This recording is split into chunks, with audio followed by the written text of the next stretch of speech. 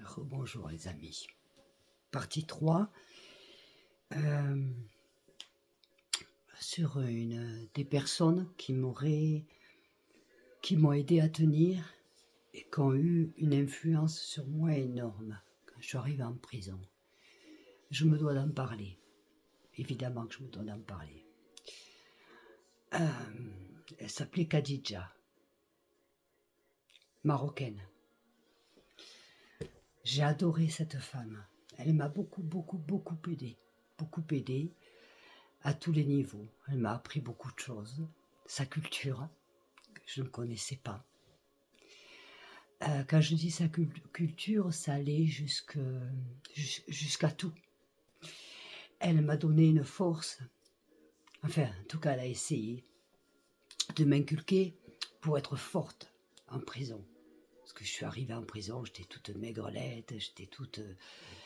je venais d'un milieu assez aisé. Puis j'étais complètement démolie, démontée. J'étais plus l'ombre de l'ombre, sincèrement.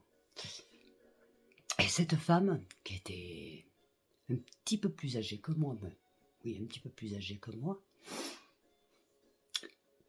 m'a beaucoup enseigné, m'a beaucoup aidé. Grâce à elle, j'ai pu après me forger une carapace, me forger quelque chose pour pouvoir survivre après son départ. Elle était en appel, donc ça faisait déjà... Elle était passée en procès, donc elle était toujours à la maison d'arrêt, puisqu'après son procès, vu qu'elle avait fait appel, elle restait à la maison d'arrêt. Elle priait tous les jours pour qu'elle n'aille jamais en prison au Maroc. Elle avait qu'une peur, c'est de ça. Elle était tombée en prison pour la mort de son mari, qui était... Enfin, vous imaginez. Je me rappelle la beauté de ses cheveux, la gentillesse de sa voix, sa corpulence et tout, de ses câlins, de son amour. Et elle m'a tout appris. Alors, je ne veux pas qu'il y ait d'amalgame et que l'on s'offusque, parce que ce que je vais vous expliquer là, à l'entrée, ça jouait beaucoup à ma sortie. Vous voyez ?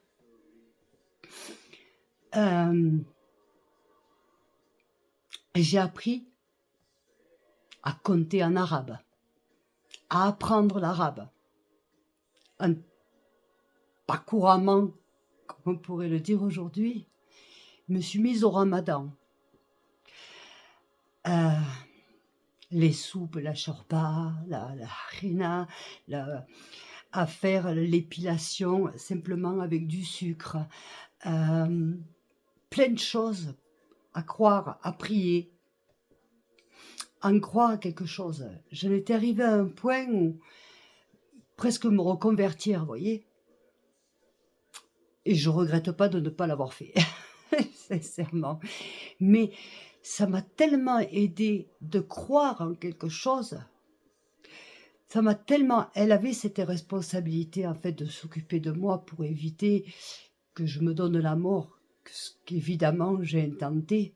J'en ai encore les cicatrices. Évidemment que j'ai intenté de mourir en prison, évidemment. J'ai jamais renié la raison pour laquelle je suis rentrée. Combien de fois le juge, dès le départ, quand c'était mon avocat commis d'office, dit « Maître, raisonnez, votre cliente, raisonnez, moi, errez, je suis une meurtrière, je dois aller en prison. » Bah oui, pour été, j'ai été, c'est clair. Mais elle, si je pourrais dire quelque chose d'elle, c'est que je pourrais jamais l'oublier. Vous voyez, il y a des gens qui vous marquent comme ça.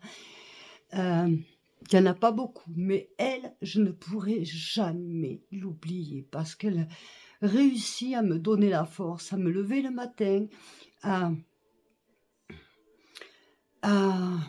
devenir Chanel, c'est-à-dire une autre personne, et à vouloir vivre, à me donner des raisons de vouloir vivre. Elle m'a appris beaucoup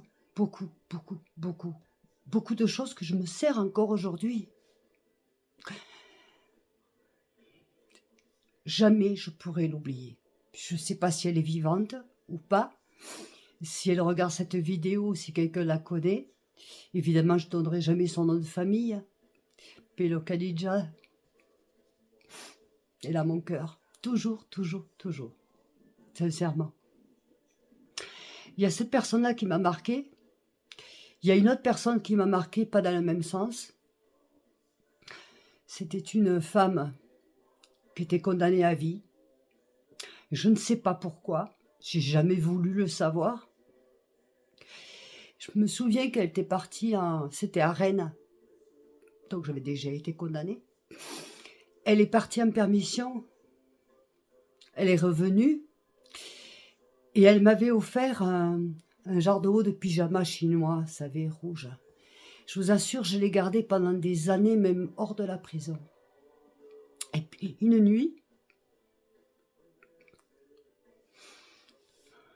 je l'ai entendu hurler. Puis après, il n'y avait plus personne. Je l'ai vu, pendu, au barreau de sa fenêtre. Je vous parle d'elle, je la revois. Elle m'a marquée. Vous voyez, elle m'a marquée parce que j'ai jamais su pourquoi elle était rentrée. Des fois, il vaut mieux pas savoir. Mais ce regard, personne pendue, ça marque. Ça marque terriblement. Après, j'ai beaucoup d'autres cas. J'ai des cas de personnes, de monstres, qui, eux, n'avaient ni remords, ni peine, ni rien.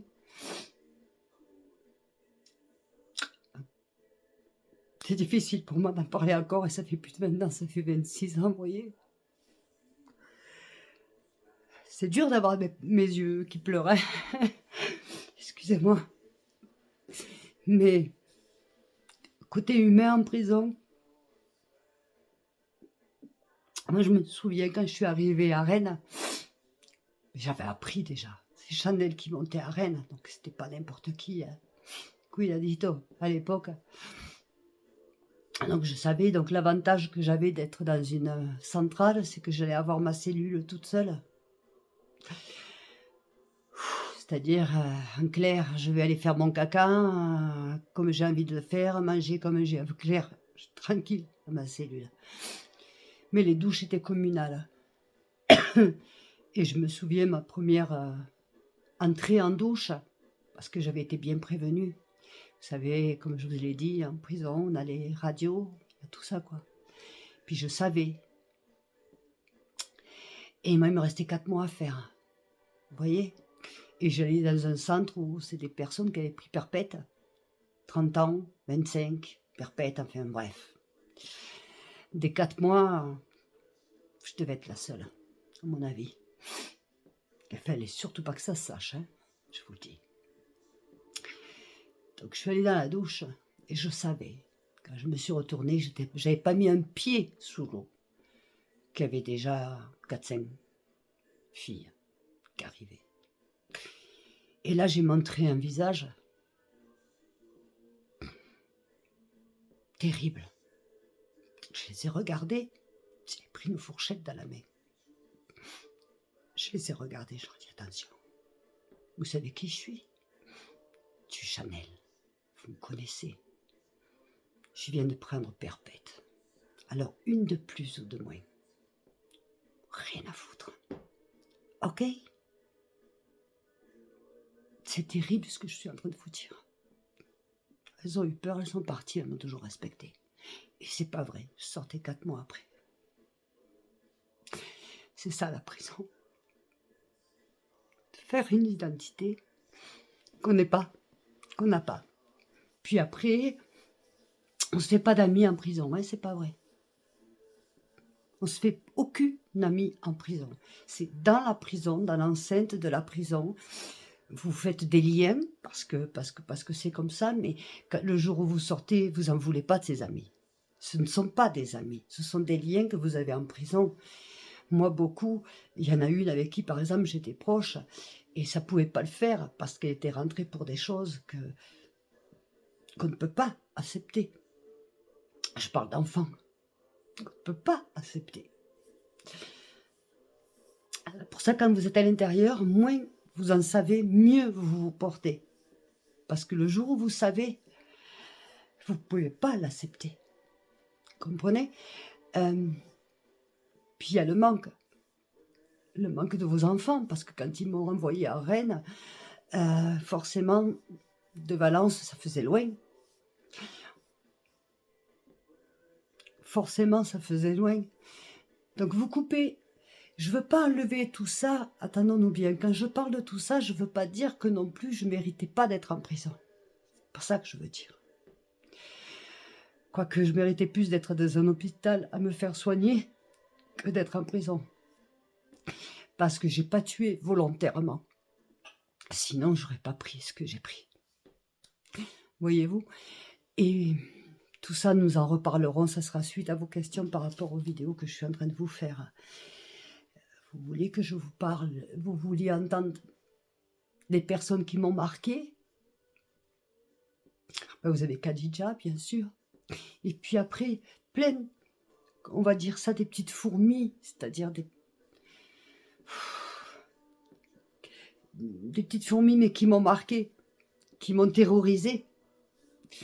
Parce que quand je voyais les arrivantes, c'était des habituées, certaines, que j'étais à maison d'arrêt, des habituées, c'est-à-dire des droguées.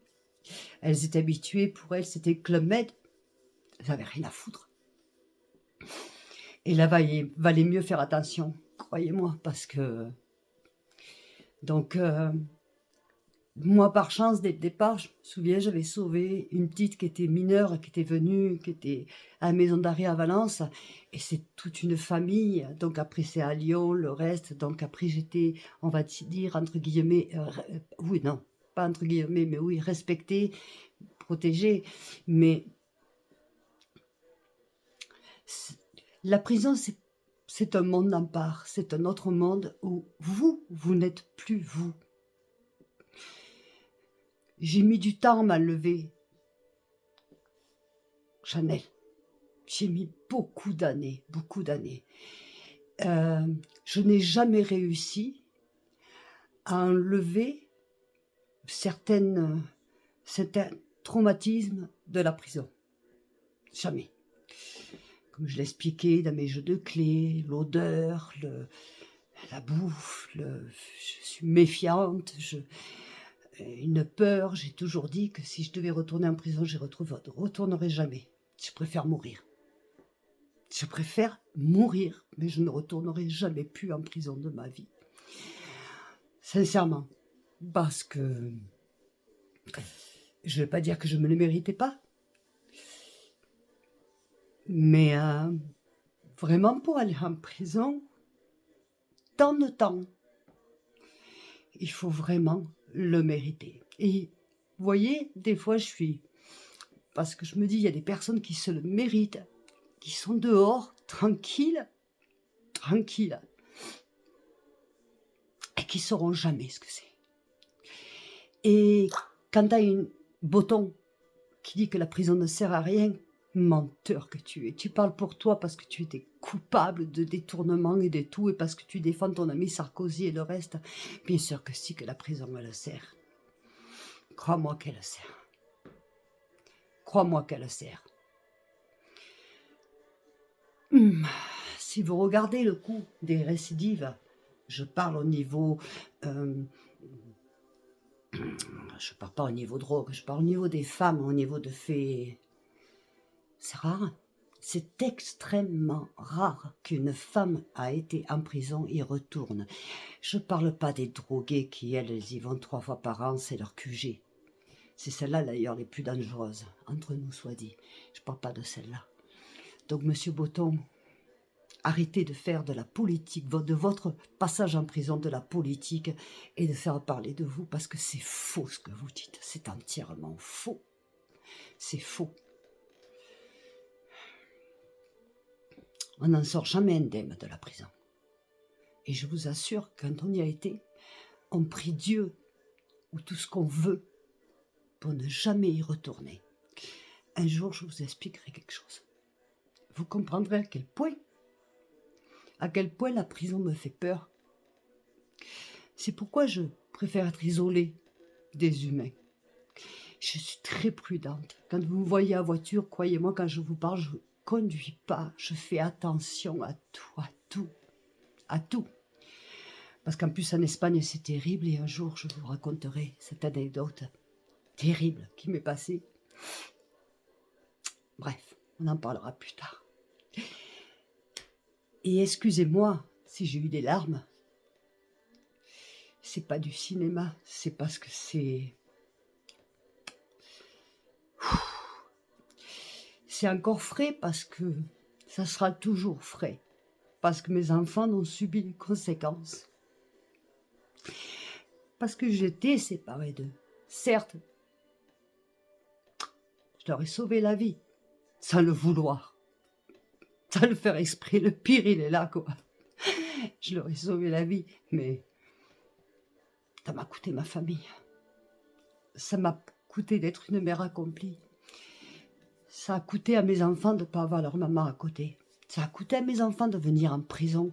Je me souviens un jour, ma fille vient chez moi à Malaga, et elle me regarde, elle me dit « Maman, s'il te plaît, la prochaine maison que tu as, je ne veux pas qu'elle ait des barreaux. »